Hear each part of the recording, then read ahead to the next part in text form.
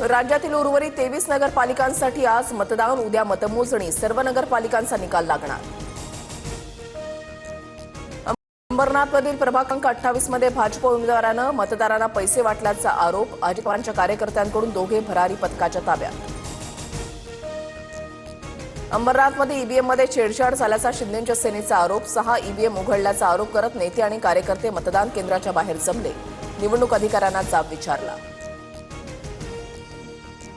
वाशिममध्ये भाजप उमेदवाराची ठाकरेंच्या सेनेच्या उमेदवाराला मारहाण आणि जीव मारण्याची धमकी, भाजप उमेदवार सतीश वानखेडे यांच्या विरोधात गुन्हा दाखल।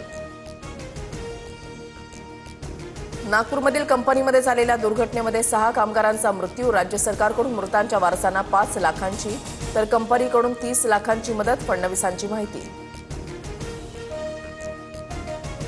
माणिकराव कोकाटेंना हायकोर्टाकडून काहीसा दिलासा, कोकाटेंना 1 लाखाच्या जात मुचलक्यावर जामीन मंजूर, सदर निकाल लाटल्याप्रकरणी तुर्तास जेलमध्ये जावं लागणार नाही।